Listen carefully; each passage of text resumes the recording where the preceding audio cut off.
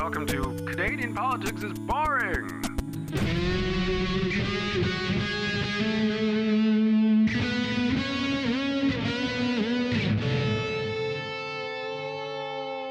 Before walking into our studio here, I saw a sign in your office that said, "My favorite people call me dad." And I just want to say that it doesn't say my favorite people are my kids. It just says my favorite people are people who call me dad. So if I were to start calling you dad... That wasn't my picture. That was John. That was Oh. John's picture. Okay. Well, Yeah. it's still fucking weird. John's wife listens to this show. Especially because John doesn't have any kids. He does. No, John's wife listens to this show, kidding. and she's gonna. It would just be really, really funny. It's a John really didn't nice have gift. any kids. It's just a And nice he's gift. Like, my favorite people call me dad. Yeah, And but it's just a nice gift his kids made. was kids made it? Yeah. Oh, I feel a little bad. You're an awful human being. Hi, John's wife. Welcome to Canadian Politics is Boring. My name is Jesse. This is Reese. Say Hi, hello. I am Reese. And this is election coverage for Canada 2021. Yeah. which is not normally part of our show. Normally, our show is a lot more comedic based, where Reese teaches me about something wild and crazy about politics. But this is more about Reese tells me something infuriating, and I rant for an hour and a half. But they know that. They listen. Well, if they're a new listener, I'm saying this. If you're a new listener and you don't yeah. like this format, go back to like Yeah, go back, Tunagate or Wolfgate or Oh my God, Fuddle yeah. My Duddle. Oh or yeah, or what's the one with Jason Kenney and Bigfoot? Jason Kenney Loves Bigfoot. Yeah, I love that one so much. There we go. That was so funny. Anyway, and there will be more erotic fiction on the way. Oh yeah. So, election coverage. Election coverage. Oh, it's what? yeah, election the ups, coverage. the downs, Oh, the yay. lefts, and the rights. And I don't care. Honestly, I do care and I don't care. It's weird. I feel like you're making me care more, which I don't like. I don't care for caring more. Yeah. So this shit. You know, students. Yeah. You know, students. Do I know any students? No, but students. They exist. Can you confirm this? Yeah. Yeah, they do. That's Overwhelming evidence. fucking people. Overwhelming evidence. So students vote. Usually they'll vote if they're in college. Don't forget this election happened in September. They may finally be allowed to actually go to college after 2 years. What? So you go to college. Oh, yeah. I live in town A and I'm going to town B to college and I'm going to live there. Pandemic can't go to college. Like, what are you talking about? No. So students They'll be allowed September to go to college. Yeah, students this September, a lot of them are able to go to college. They're not doing just it from their remotely. age. Yeah. Okay. So I thought you were inferring any number of No. things. Okay. So they're going I to have a lot of caffeine running through my Yeah, system right now, so I don't know how fast I'm talking or how much I'm thinking that clearly. I don't really fucking. So they're not going to be It's using home. They can't vote at home. Yeah. They can't vote at home, but they can vote. Usually they vote at their college Why can't they vote at home? because they're not there. What? Because they've gone to college and they're in a different place. What are you talking about? If a student wants to vote in an election, Oh, you mean if they're out of province? yeah. Oh, So they you never had said that. So there's a vote on campus program where you're able to mail your vote and vote or vote in For the camp- province that you originated. Yeah. So you can vote while you're away. Kind of thing. That's okay. So that's neat. And especially, the student vote tends to typically vote. And I found some stats, actually. I saw this was a poll that was done. And again, I know polls can be... This episode is about statistics. No, it's not. Oh, this is just an example. I give it to me screenshot now. So this was a poll done by Post You're Media going to show me some on statistics. August the 20th to the 22nd in 2021, this year. That was recent. Voters aged 18 to 34 years old. Who do you think they vote for overwhelmingly? Where? Which province? Canada. Oh, like Nationally, federally. yeah. Federally.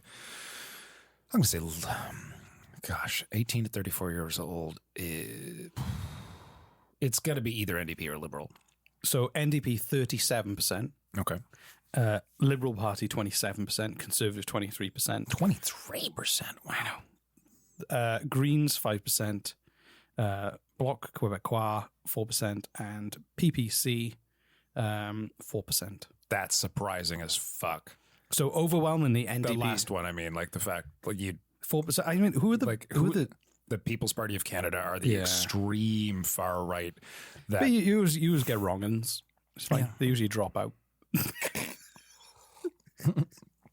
They're the ones who wait. So the majority is NDP then. Yeah, overwhelmingly. So, but what's happened is elections I wouldn't say overwhelmingly. What was it? 37% versus 27%. Yeah. Okay, that is a big leap, but still. And 23%. Yeah, so I was right. I was right. And then it's okay. I'm just going to say this, and this is an opinion coming from someone who is uneducated in politics. It's most of his is it has a podcast. Yeah, right. Yeah, right. Yeah, exactly.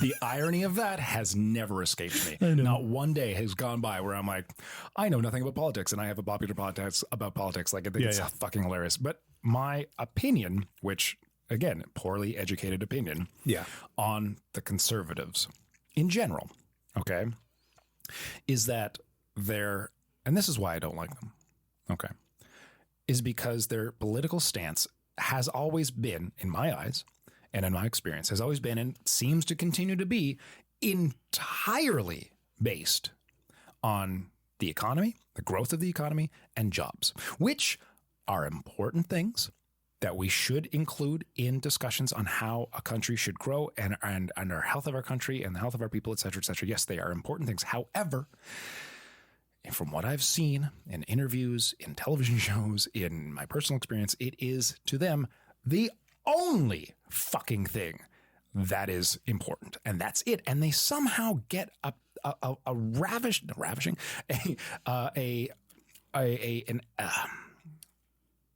not ravishing. I'm trying to think. I'm brain farting here. A very roused up population who agrees with them. Yeah, okay? Because if you don't have a job, or you're worried about losing your job, they are important things. They are. Yeah. Yes, I'm not saying they're not important. That's not what I'm saying. But that's why they get people. They are acting like. I'm saying it strikes a nerve with people who are worried about their jobs. Okay. Yes. Fair enough. But they act like it's the only thing that's important. I saw.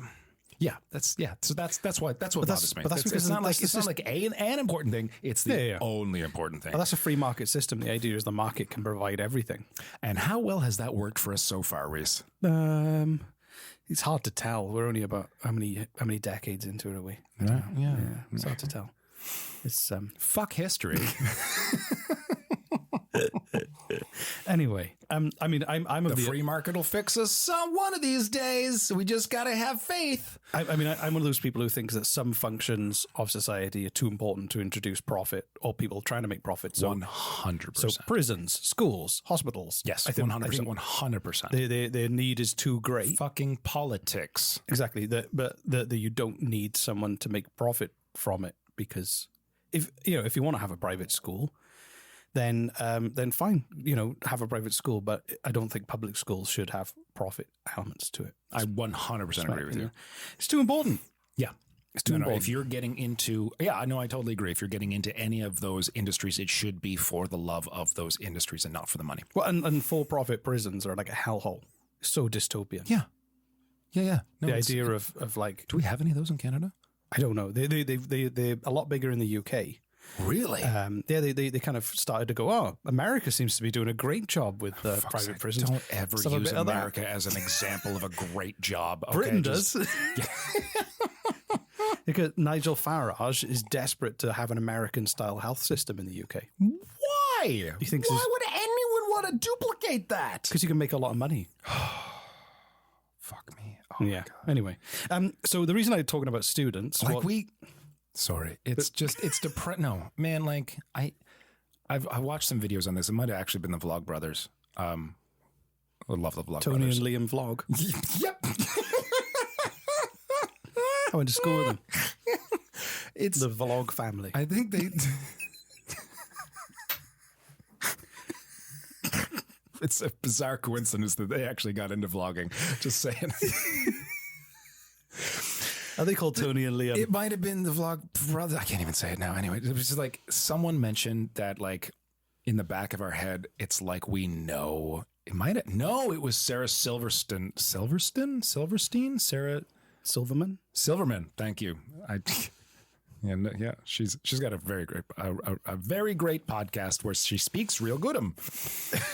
just like us, like we are. Yeah. And it was her, and she was talking about how it's kind of the beginning. Like there are so many things that we could point to factually right now that is like, oh yeah, it's kind of like the beginning of the end of the world. And the people in the know, we kind of all know it's coming. And we, in order to like and we also know that we, the people, have very little power over this. And the people who are in power genuinely don't care and are doing nothing. And we're watching this snowball get bigger and bigger. And we're like, oh, our grandkids will literally be living in a dystopian sort of apocalyptic setting. And we know this is happening right now. And the only way to get through it is denial. Well, the fact that there's an industry where people build bunkers for billionaires. There's a whole industry now where survival bunkers, and with the supplies and clean air and like, and the fact that what you were just saying right now is like the fact that the UK is the UK or Britain, which did you say? UK. The UK is looking to the States as for like good ideas, and they all revolve around making other people's lives horrible in order to make a profit in today's fucking society is not surprising, which is terrifying and depressing. Yeah, we're not only still at that point, we're getting worse. Like it's God. And I was like, yeah, we're like, welcome to the beginning of the apocalypse, everyone. We know it's coming. Unlike all the apocalyptic movies where they didn't see it coming, asteroid, nuclear war, whatever. We as a society, worldly society, know it's coming and are watching it coming at this point. And we like, yeah, anyway. My film that I hate more than any other film in the world is 2012. Have you seen that disaster film, 2012? I think I saw it once. The whole plot line is that the world's going to start like breaking apart and reforming, and the world's 1% don't tell anyone and secretly build these barges with like the British royal family and all these, and the whole plot line is this family sneak onto one of these barges to survive while the rest of the world just dies. Oh, right. And then the end of it all happens, and they're like, oh, and it's over, and we're going to survive. And but was the movie insinuating that that's a good idea, or was no, it was just like that's probably what would happen? This is the best thing we got to do. And then at the end, they're like, you're supposed to sympathize with these three barges of like the richest of the richest and the most powerful people. You sympathize with John Cusack's character, who was not one of the 1% who snuck onto the barge, who now has to restart society with all those dickheads. who realized they had to keep a secret if they could survive. Right. So I hate that film. I don't. What are you supposed to learn from that? I don't think it was a movie you're supposed to learn. Like, you're not. You don't have to learn a lesson from every movie you watch. Usually, there's a theme or something that you're supposed to take away that enriches your humanity. It didn't. In every movie you watch, it nibbled away at my humanity. Every single movie you watch. No, but if you're a good writer, would like to convey some kind of theme or message with a story that they tell. It doesn't. I don't like Titanic. That's like I'm dying in love. Sure. Despite a crazy disaster happening. What takeaway message would you take away from Freddy Got Fingered? Well, that was a mess. That wasn't written. They improvised all the scenes. Did they really? Yeah. Oh, I didn't know. So that's a bad example. Jurassic Park, don't fuck with science. Don't fuck with science. I think that was one of the original slogans for Jurassic Park. Don't shove dinosaur eggs in frogs. That's another idea for it. Indiana Jones, artifacts are haunted. And Nazis are bad. Artifacts are haunted, Nazis are bad. What's that coming down the driveway, Reese? It's me with a fresh delivery from the ad man. Come smell it. I will come smell it. I love how your ads smell. Oh, golly, it's fresh. Yeah, stuff it in my face. Fresh ads. Smack me in the face with it. Oh, yeah, just the way I like it. Ads.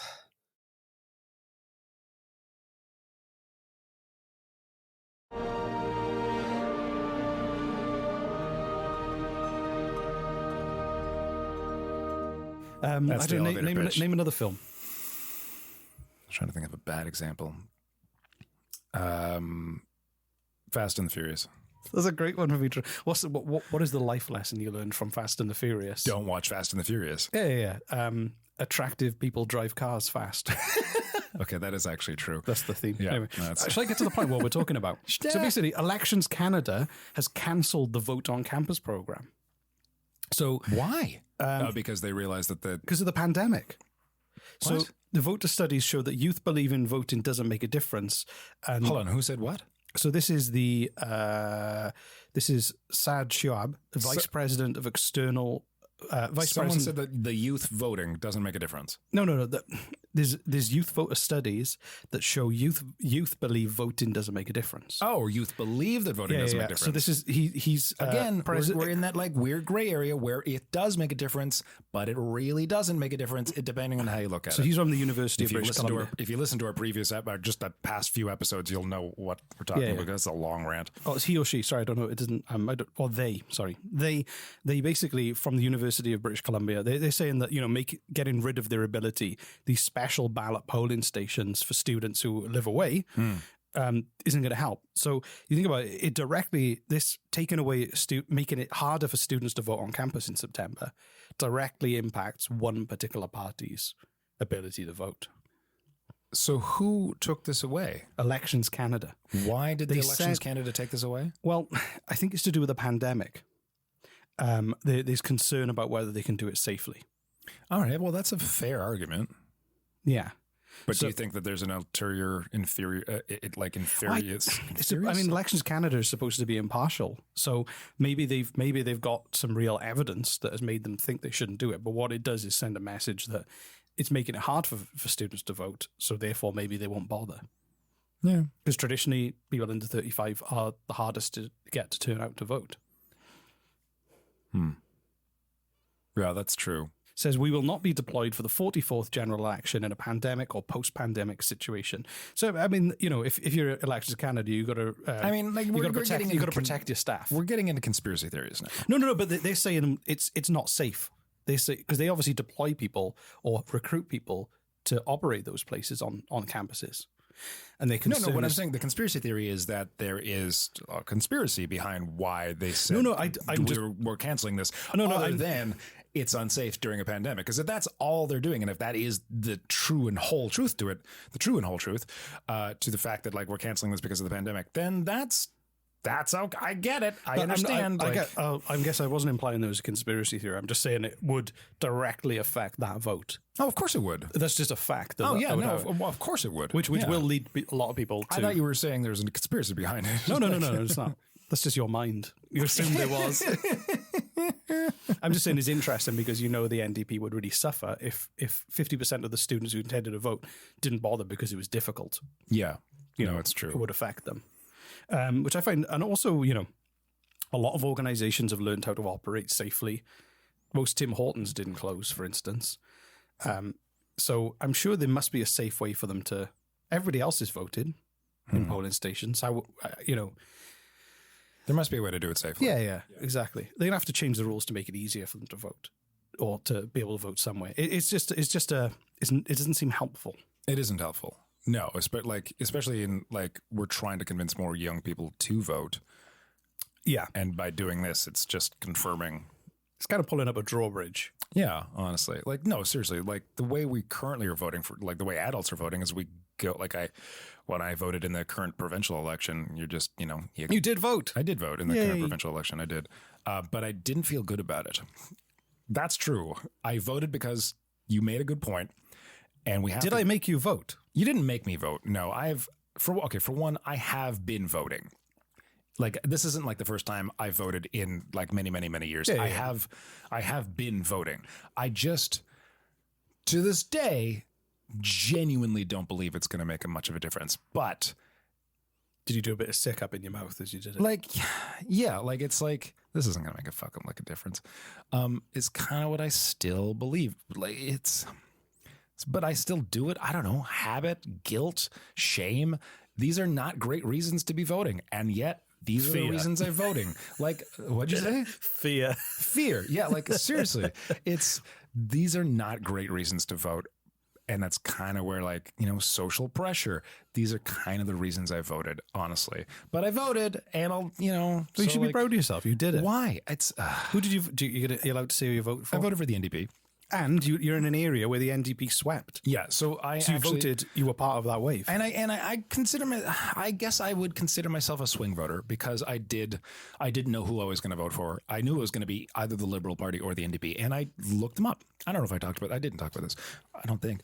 I looked them up. I looked up their policies as much as I didn't fucking believe a word any of them said. I was like, well, all right, if I'm going to do this, I'm going to do this. And I looked up, to me, I kind of ignored everything else they were talking about. I just went straight into their platform on what they're going to do about the environment, because that's literally the most important thing on the table right now. It's where we all live. And we're fucked right now. So hard, so bad. And so few people are talking about the latest report that came out. Like that made the fucking news. And then quickly, people, as quickly as people talked about it, people stopped talking about it. But like, we're fucked. It's the number one. It's akin to having to make a decision on where you're going to spend your money as a family in your house. Okay. And each of your family members, you're having a family discussion, and each of your family members brings up a good point. Little Timmy wants to have piano lessons, and Timmy's very artistic. And I think I might have brought this up before. I forget. And we're like, oh, we could take this extra money that we have as a family, and we could spend it on little Timmy's piano lessons. But Sally really wants to go to this college that's a little more out of the way, and it's going to cost her some money to get there, and stay in the dorm. And Sally could really go to college with this, or we could spend this money and spruce up the living area of our home to make everyone feel more at home here. And we're having this discussion amongst one another while the house is fucking on fire. Okay. It is currently ablaze. And now and then someone's like, oh my God, did you see that? Yeah, there's a flame that's just popped through the window. My arm just went crispy. Yeah, like, oh wow. And then we talk about that for about 30 seconds, and then back to how are we going to spend this money? And that's what's fucking happening to the planet right now. And now and then we'll be like, oh yeah, no, that's pretty bad shit. Somebody should do something. Somebody should do. Yeah, exactly. Right. So I went. That's how, like, honest to God, that's how the world, with the exception of like the firefighters outside, are like, can we all can you come out of the house? We need to do. And like, anyway, so I looked at their environmental platform, and the Liberals were like, they had a lot of stuff they were going to do with the environment, which is great. And one of the number one things they said was like, by 2030, we will have eradicated. I feel like I've talked about this on the podcast before. No, you haven't. This is new. By 2030, we will have eradicated 80% of carbon emissions from energy sources in the province. And I'm like, oh, that's pretty good. And then I went to the NDP platform on environment, and they said by 2030, we will have eradicated 90% of carbon emissions from energy sources. And I'm like, oh, wow, that's 10% better. That's even better. And from what I heard from a friend, the progressive conservatives were like, we're going to be okay with fracking. Like that was their environmental platform, right? Like, so the NDP is 90%, the Liberals are 80%, NDP is 90%. The conservatives are like, jobs, and no matter what the fuck we have to do to get jobs, fracking. Who gives a fuck? It's jobs. And that's undrinkable water for all. Yeah. And sure, yes, while fracking is not a global environmental issue, it is more of a local environmental issue, which is its own, bad in its own right. We are talking about global environmental emissions, and it does have to do with one of the cleanest sources of gases, fuels right now, which is natural gas. It is still not where we 100% need to be going, which is renewable sources of energy. It's just ignore. Like, oh, I hate it so much. Well, calm down. I'm proud of you for voting and for looking at the websites and making a decision. Oh, thanks, man. Yeah. Yes, I get, because it made a big deal, didn't it? Yeah, right. Like, fucking hell, man. Oh my God, I'm so mad. Well, anyway, make sure you vote. Well, this has been fun. God. Oh, did we talk about what we wanted? Well, that was what I was talking about, and then I was just hoping to get you to rant. Inciting a rant. Well, thank you so much, everyone. Go to give us a review, buy a T-shirt, or follow us on Instagram. It's too vague. You got to pick one. Pick one. Follow us on Instagram. You know what? Let's do our call to action today as something so bizarre and so out there that we're going to get one person to take a photo of it and send it to us. Take a photo. Yeah. Of a cake that you have made out of stationery. a cake that you have made out of stationery. You can't eat it. It's just made out of stationery. All right, I like Get that. creative. Yeah, Send us a I picture. like that. A stationery cake. Photo of a stationery cake. Yeah. Send it You to said us. something weird. Yeah. Send it to us on one of our Instagram or Twitter, or CanadianPoliticsIsBoring@gmail.com. Thank you. Thanks. It's fun. Yay. Jesse's rants. Oh, God.